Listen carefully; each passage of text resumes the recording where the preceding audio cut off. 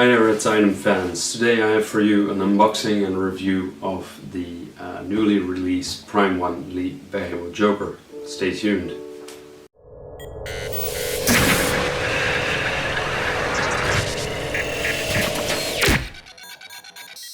So, welcome back and welcome to this unboxing and review of the Lee Bermejo Joker, released by Prime 1 earlier this month. I think he's been released now for about a week or three or so. I have the deluxe bonus version with me. So deluxe meaning it's actually the exclusive version, and the bonus version meaning that there is also a concept drawing by Lee Bermejo signed by himself. The edition size for the bonus version is about 300. The deluxe version is I think 750, and there's another 1000 or 700 or so of the regular. Don't hold me on the number exactly. I'm sure Alex will put it on the screen either way. So the piece comes in two boxes, one bigger one and a smaller one. The smaller one actually being the heavier one of the two.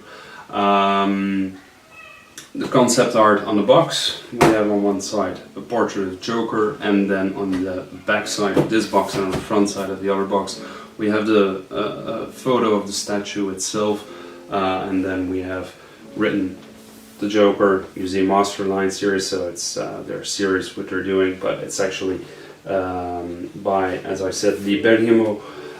We also have Batman Damned in that series, as well as Deadman, if I'm not mistaken, is by his hand, and I think he's working on a couple more pieces, but don't hold that to me.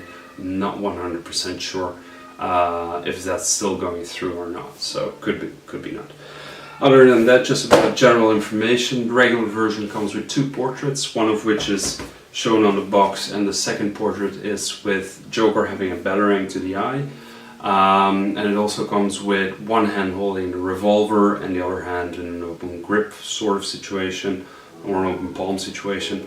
Then with the deluxe version you get two more portraits, where you have one where his face is more or less like a skull, and then the other one is him laughing out loud.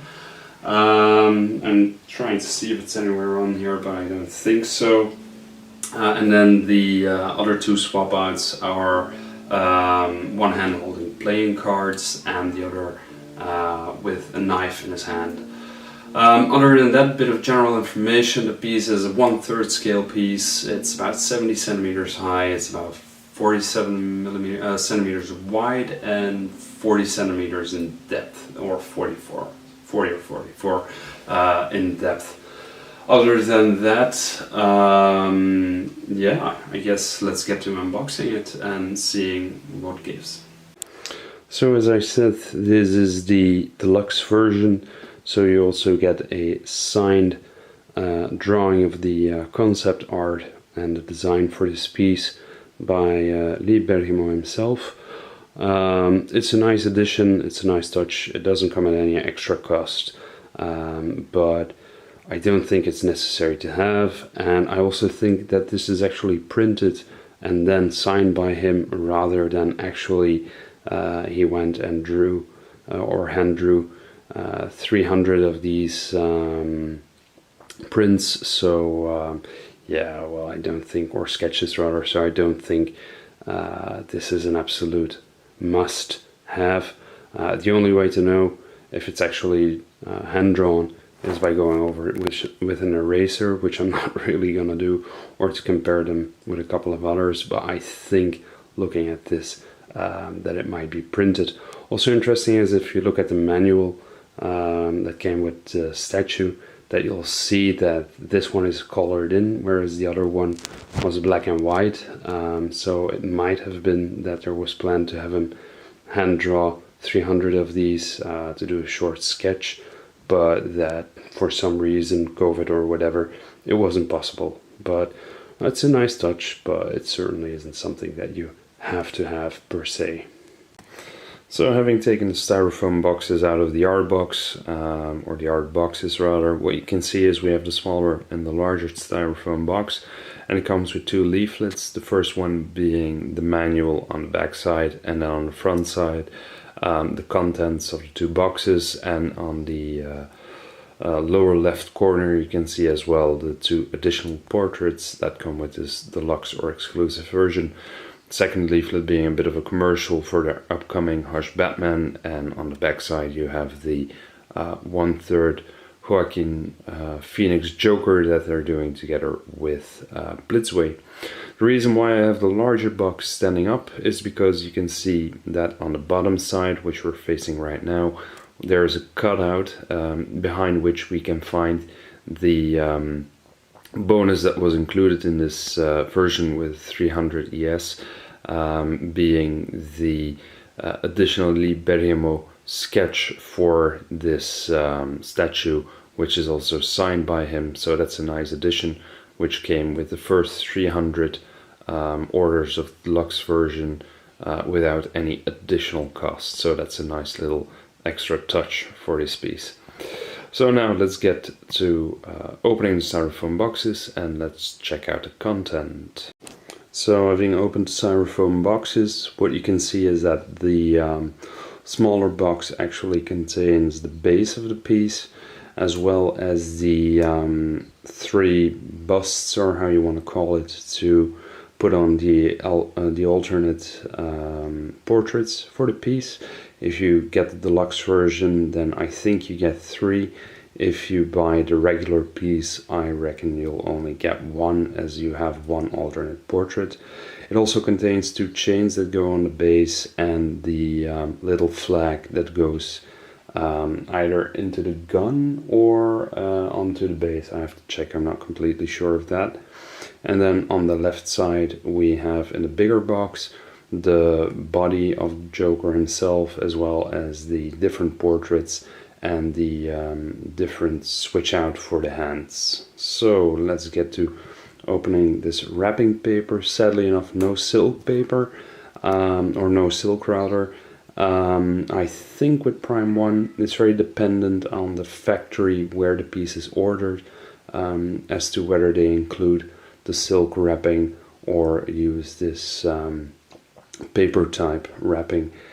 So that's a bit of a downer, but okay, we'll see what it means for the piece itself. So let's get to it. So looking at the base, on the front we have Batman from the Dam design by Lee Bermejo. If you buy the Batman counterpart, then it will be Joker that's in front of the base. We can see a cracked statue of him, as well as, for those of you who can see, and I'll zoom in a little bit, you can see how he has like a Joker-esque smile to him, in homage to the Joker. If we go to the side of the base, what we can see on both sides is what I think are the different portraits of the different Robins throughout the time. And then we can see here there's a color coding, one side red and the other side black, where you have to put in the cables that go onto the base. So let me put that together for you. So before I continue with installing the piece, I thought I'd show you guys the back side of the piece, as well as a couple of pictures of the sides, to get just a bit more detail in. So what you can see on the back side is the rotated or angulated bat logo, which also has a couple of cracks. And then you can find on the base as well, let me zoom in there for you guys, the markers in red on the left. Let me see if I can zoom in a bit more. Yeah, there we go. So the red marker and the black marker on the left side for the iron chain that you can put on the base, but checking the manual, we first have to put in the body as the chain goes over it. Also, I just checked the chain in the box. It's made out of actual metal. It's very nicely done. It's a bit like how they did it for the Batman Who Laughs, but keep in mind that you have to put it in, take your time to install it, because otherwise paint scuffs might happen. As for the base itself, it has a, as you can see, a darker gray color to it with a couple of tones. a couple of gray tones, and it's a more gothically inspired building. I think they used for the theme, with a couple of nice details. Nothing too special going on, but it's nicely done. The color is well done. I've seen worse bases by them. I've also seen a couple better bases, but overall I think the base, the paint job is nicely done. There's not too much to remark there. So yeah, so that's a good first job. Now let's get on to the body, which goes onto the base as the first step in installing this piece. So I've just installed the body onto the base, and I've taken off a additional protection that you have on the chain that runs from his belt to his back pocket. Nice little detail. It's actually made out of metal, so that's a very nice touch, and I have to say I am blown away by the quality of the sculpt and the paint on this piece. This is something that without a doubt is going to make Statue of the Year contender. Not only I think in its scale, but overall as well. So we have the leather jacket, then we have his shirt, and underneath it he has like a little, yeah, how do you call it, three-piece part of a suit. Pants, typical purple Joker color or Joker purple color with several rips in them. A little nice touch that they did was make the rips a bit of whitish, like when you rip a jeans and you have the uncolored fibers that come out. So that's a very nice touch. And then his leather shoes, I have to say as well, the paint detail on the sculpt is amazing. So as soon as I've installed everything, I'll go over a couple of these details with you guys, but I have to say, just by putting on the body, this piece is absolutely phenomenal. The detail that went into the sculpt, for instance, if you look at the shirt, his button is only halfway in near the collar, which is a very nice little detail. It's something that you wouldn't think of immediately, but it's yeah, it's just those little things together. The shoes, which are worn down, where pieces are broken off of the sole, for instance, stuff like that. It's yeah, absolutely. This is something I'm really excited about it, I have to say. So let's get on to installing the rest of the base. So the next step, if I'm not mistaken, is putting on the iron chains. As I said, do take your time for that, as to make sure you don't create any chipping on the paint. So let's get to it. So just to show you, this is what the iron chains look like, and they have an attachment with a rock-like structure which fits into the magnets in the base. So you don't have one, but you have two of these chains which come in the color coding corresponding on the base. So when putting on the chains, this is probably one of the only remarks I'm going to have concerning this piece. They are not symmetrical, so on one side they're a bit more to the outer part of the arm, and on the other side they're more on the inner part of the forearm. So there's a bit of an asymmetry there, which I think if they just added one more iron chain to the right chain, then they would have been more symmetrical. That's, yeah, a very minor complaint, but it's something I think if you really have to search for something to improve on this piece so far, I think that would have been it. Then again, it's Joker, so asymmetry might be something they went for deliberately, I don't know. Having put on the chains, the next step is to put on the hands as well as the portrait. So let's have a look. So I just wanted to take a moment to show you guys the amount of detail that went into the sculpt. So if you're looking at this leather, you can see the stitching, you can see the cracking of the leather, the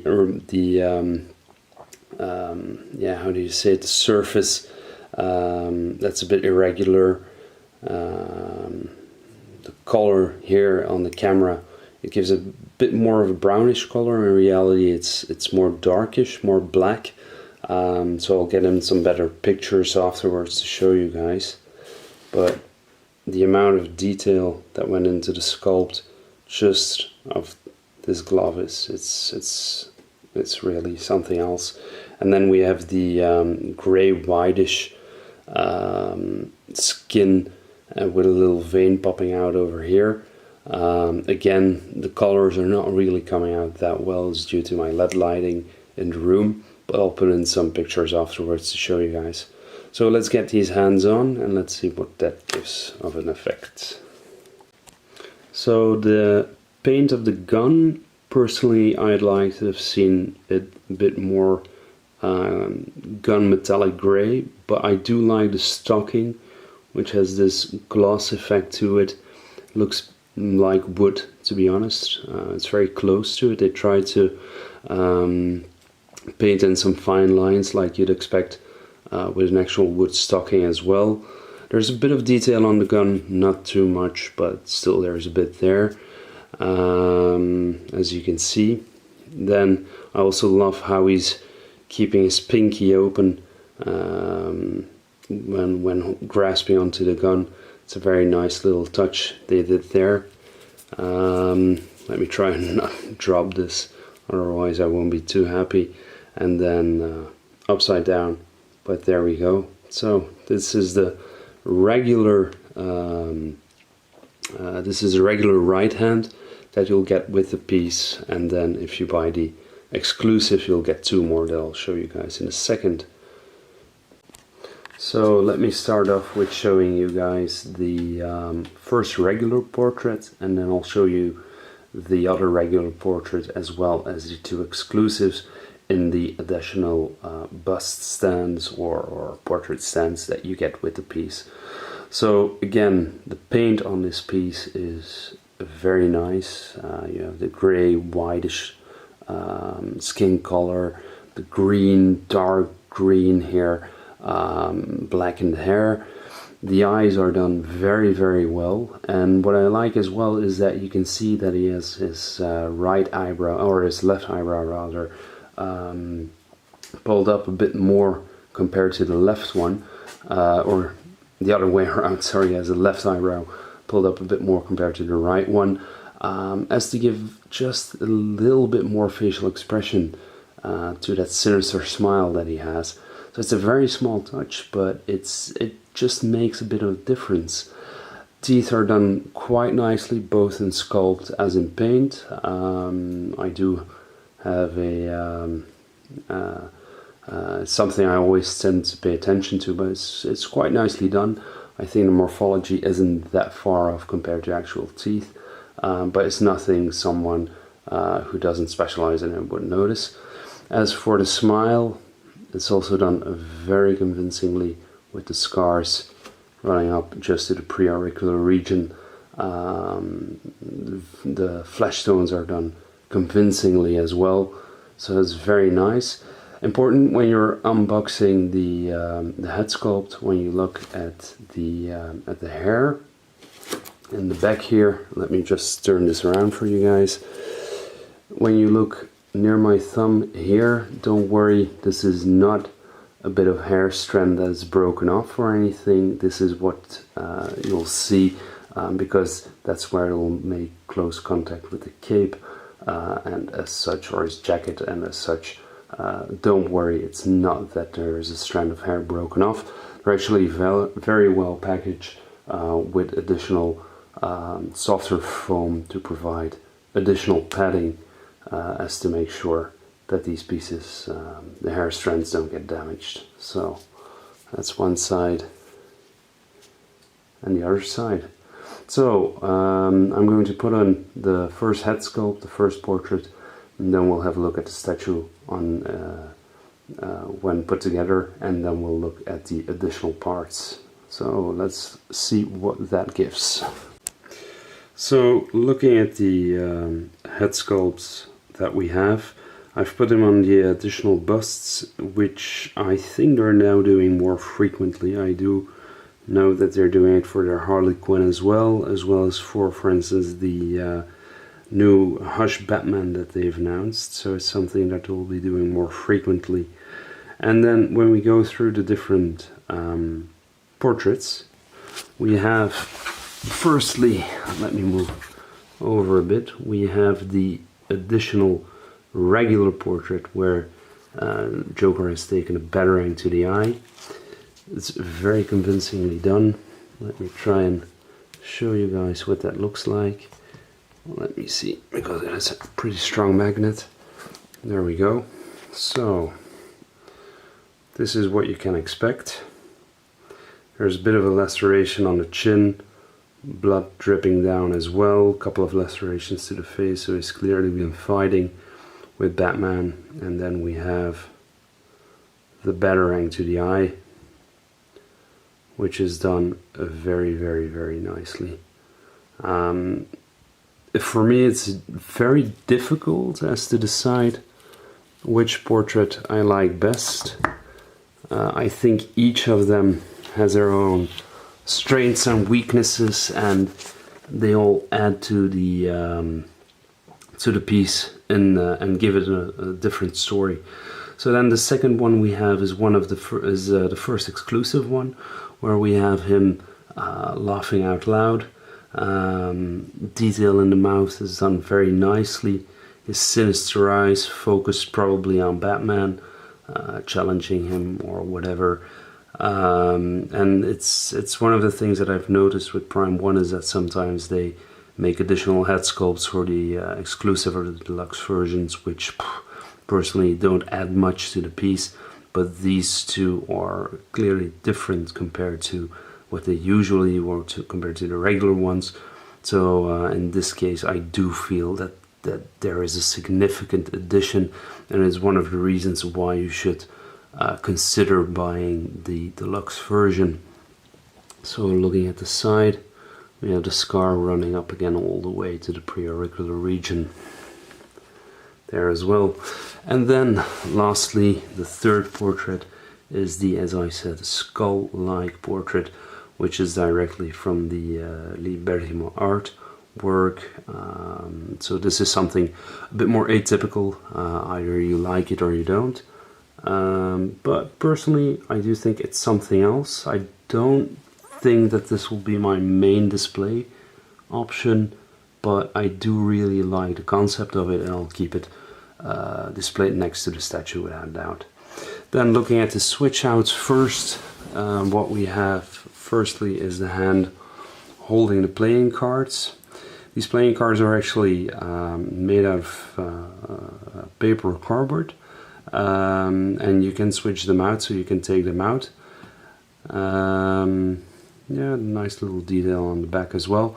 And personally, I do think that this is a very, very nice display option, typical for the Joker. So I really like this one.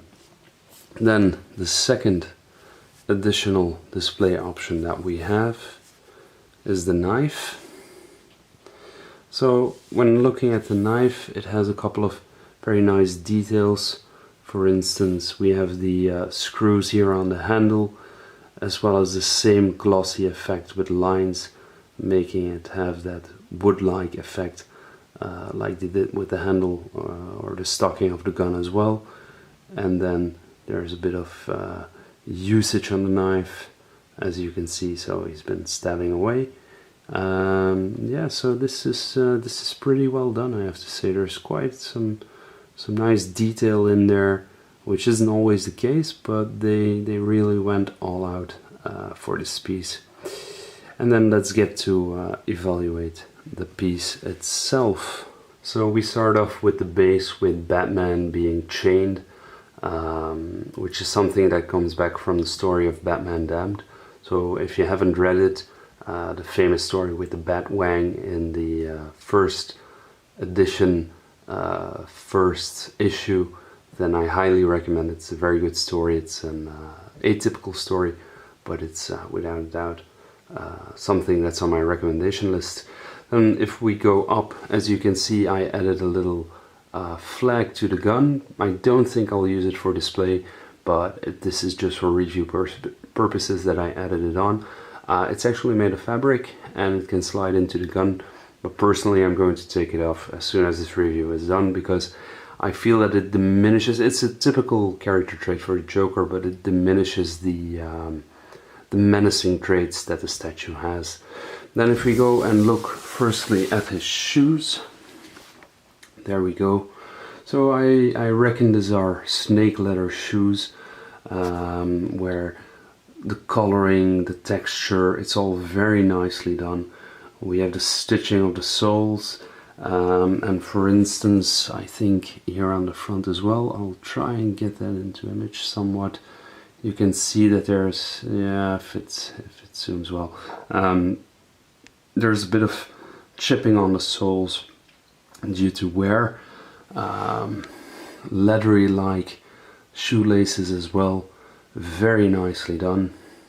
Then we go up the pants, where as you can see there are parts that are ripped. The pants have some nice texture to them as well, so that typical purple that you see with the Joker. Then on the other side, so he's supporting with one foot in front of the base, the other foot in the back of the base.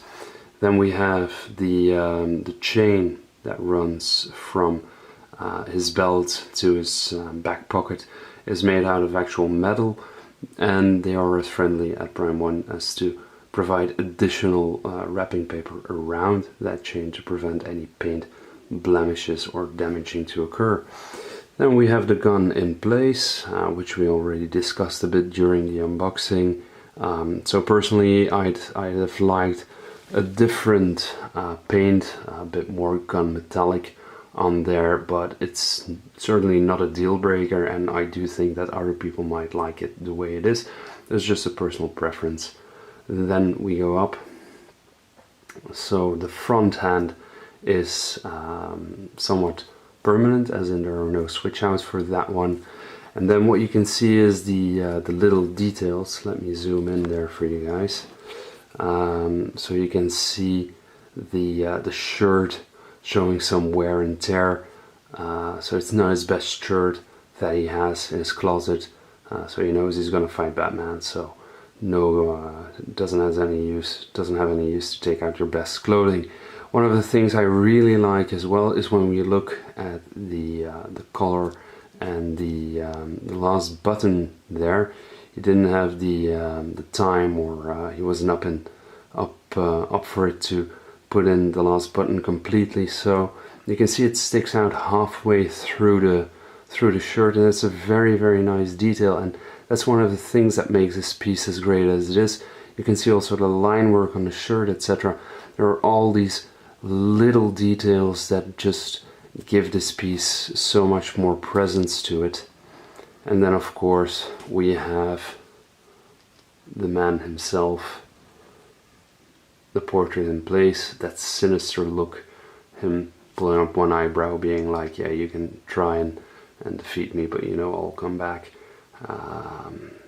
So the portrait itself, as we already discussed, paintwork done very nicely. The sculpt on it is exceptional. That's really great. Then if we go and look at the side of the statue, let me try and turn this because I don't have a Lazy Susan with me, so I'll just put you guys on pause and then we'll turn it to the side and show you guys what it looks like from there. So then we have the first side, the left side of the statue, and you can see the wrinkles in the jacket that's blowing away through the wind, which is done very convincingly. So there's a lot of movement in it despite being a museum pose. There is still some dynamics to the piece. And we have the chain running down, following the leg to the base. And again, even though you don't see his hind foot, the detail on the boot, the pants, they're a little bit ripped near his shoe. So even though you don't see it, depending on how you display it, the detail is without a doubt there. Then for the backside, so we have his backside here. Again, don't mind the lighting. On camera it's a lot lighter than it is in reality. It's a lot darker, the jacket. One of the things that I like as well, besides the jacket blowing out or fanning out to the side, is the fact that when we go and zoom in a bit, what you can see is these different paint textures that they used, these different colors, showing that the leather is actually a bit of a living material, so you know that when you have a jacket, a leather jacket, and it ages, it doesn't completely keep or hold the same color overall. So we have spots that become a bit more worn out compared to others, and they've really been able to capture that on this piece, in my opinion. So I have to say this is very, very convincingly done. A very nice touch.